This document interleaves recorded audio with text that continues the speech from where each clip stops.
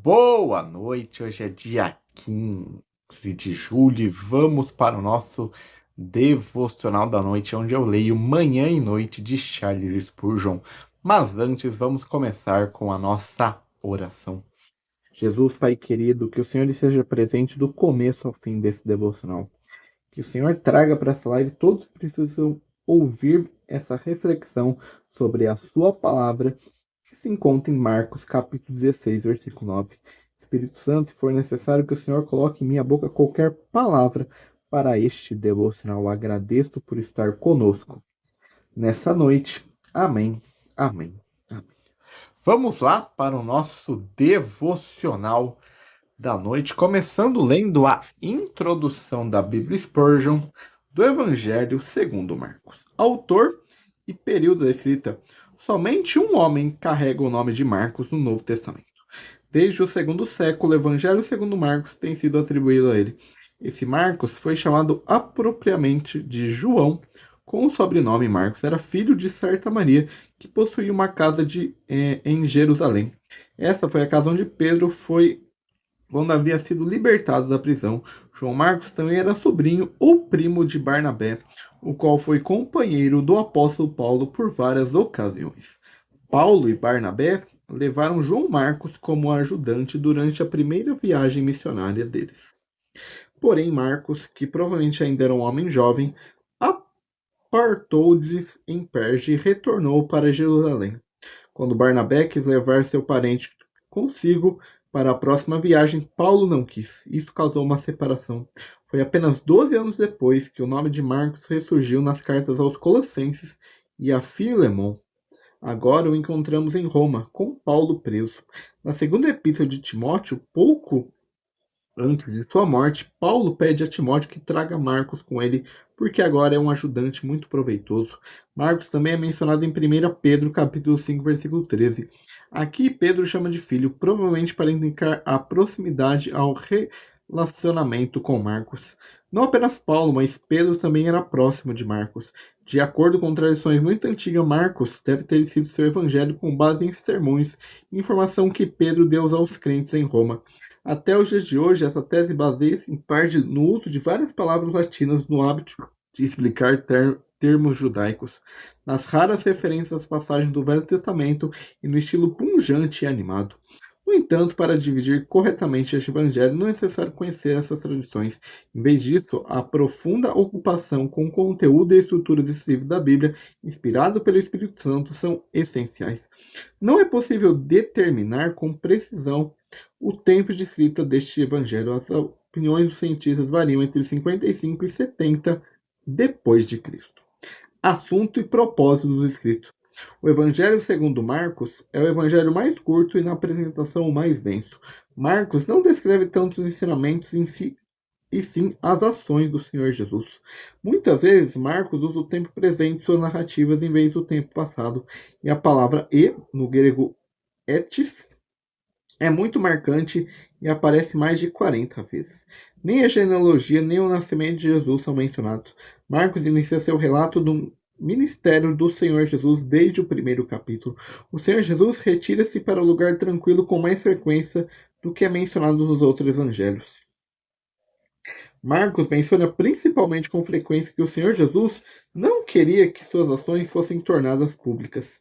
Os discípulos não chamavam Jesus de Senhor, ele é chamado de Cristo, ungido apenas 7 vezes.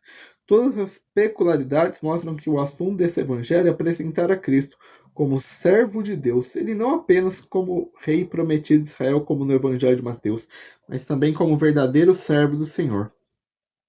De acordo com suas próprias palavras, ele não veio para ser servido, mas para servir e dar sua vida em resgate de muitos. Mas o Senhor Jesus também é apresentado como verdadeiro profeta no Evangelho de Marcos. Como tal, ele anunciou as boas novas de Deus, o Evangelho. Essa palavra-chave aparece 8 vezes em Marcos, 4 vezes em Mateus e nenhuma vez em Lucas, exceto o verbo grego evangelizar, e nem em João. Em Marcos, capítulo 1, versículo 38, o Senhor Jesus explica com autoridade qual é o seu ministério em anunciar a palavra de Deus como profeta. Vamos às aldeias vizinhas para que eu possa pregar ali também, porque Para isso é que eu vim. O servo de Deus também é o servo sofredor. O relato do sofrimento e da morte do Senhor Jesus ocupa um lugar relativamente grande em relação à extensão do Evangelho. O Senhor Jesus anuncia seu sofrimento futuro a seus discípulos por 4 vezes. Como pode ser visto na visão geral dos 4 evangelhos, Marcos, diferente dos outros 2 evangelhos sinóticos, tende a relatar os eventos em ordem cronológica. Peculiaridades. Coisas peculiares do Evangelho de Marcos. Embora Marcos tenha escrito o evangelho mais curto, ele relata fatos que não apresentam nos outros evangelhos.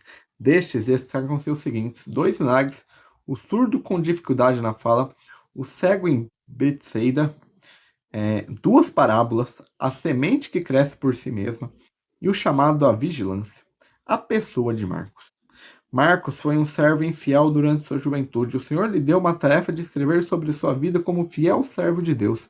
É somente Marcos que nos fala do jovem que o seguiu o Senhor Jesus quando ele foi preso e fugiu nu deles quando o prenderam. Com base em uma tradição antiga, supõe-se que esse jovem fosse o próprio Marcos. O final do Evangelho de Marcos. Muito foi escrito sobre os últimos versículos do Evangelho do capítulo 16, dos versículos 9 ao 20. A razão é que eles estão ausentes em alguns dos antigos manuscritos gregos do Antigo Testamento, o Código Sináticos e o Código Vaticanos. Novamente, outros manuscritos contêm uma versão mais curta. Os editores da edição científica do Novo Testamento grego listam os versículos 9 a 20 entre colchetes, o que significa que eles são muito antigos, mas não são considerados originais pelos editores. Como esses versículos são contidos na maioria dos manuscritos gregos e em traduções antigas, há poucas dúvidas de que o parágrafo antecede os manuscritos que omitem ou questionem. Os vários estudiosos que não consideram o parágrafo como original tendem a defender essa opinião, avançando argumentos relacionados ao estilo e ao conteúdo dessa passagem. Em minha opinião, no entanto, eles foram suficientemente contraditórios no século XIX por H. Oshman, J. P. Lang, J. W. Burgon, C. F. Keylan e W. Kelly. E em tempos mais recentes por W. R. Farmer e J. Van Bruggen, entre outros. Uma visão geral do conteúdo, a gente vai ler sobre o capítulo 16. A ressurreição, a missão dos discípulos e a ascensão de Cristo.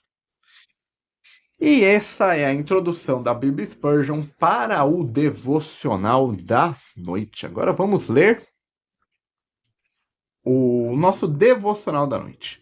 Apareceu primeiro a Maria Madalena. Marcos capítulo 16, versículo 9. Jesus apareceu primeiro a Maria Madalena, provavelmente não apenas por causa de seu grande amor e busca perseverante, mas porque, conforme o contexto sugere, ela foi um troféu especial do poder libertador de Cristo. Aprenda com isto que a grandeza de nosso pecado, antes da conversão, não deve nos fazer imaginar que podemos não ser especialmente agraciados com o maior grau de comunhão possível. Ela foi uma pessoa que havia deixado tudo para se tornar uma serva constante do Senhor. Ela era seu propósito primeiro e principal. Ele era seu propósito primeiro e principal. Muitos que estavam ao lado de Cristo não tomaram a cruz de Cristo, mas ela sim. Ela investiu seu ser em aplacar suas necessidades. Se desejamos ver Cristo, devemos servi-lo. Diga-me quem são aqueles que sentam sobre bandeira de seu amor e bebem grandes goles de cálice da comunhão. Estou certo de que são apenas aqueles que mais dão que melhorem servo e que permanecem muito próximo ao coração ensanguentado do nosso amado Senhor. Mas perceba como Cristo revela-se a si mesmo aquele que sofre por uma palavra. Maria. Não foi necessário mais que uma palavra em sua voz e imediatamente ela o reconheceu e seu coração demonstrou lealdade com outra palavra. Seu coração estava muito cheio para dizer algo a mais. Aquela palavra seria naturalmente a mais adequada para a ocasião. Infere obediência, ela disse, mestre. Não há estado mental em que essa confissão de lealdade possa ser fria demais. Não quando seu espírito arder profundamente com o fogo celestial, você dirá: sou teu servo, quebrastes as minhas cadeiras. Se você consegue dizer mestre, se sente a vontade dele é a sua, então você está em uma situação alegre e santa. Se ele não tivesse dito Maria, ela não poderia ter dito Rabone. Veja então em tudo isso como Cristo honra aqueles que o honram, como o amor atrai o nosso amado, como não é necessário mais de uma palavra dele para transformar nosso pranto com alegria, com sua presença faz o coração brilhar como fogo. E esse é o nosso devocional da noite. Amanhã nós só teremos o devocional do dia lá no Instagram entre 9 e 10 horas. Que o Senhor te abençoe nesse final de quarta-feira e no resto da semana. Aqui no TikTok nós voltamos na quinta-feira. Que Deus te abençoe e te proteja. Amém. Amém.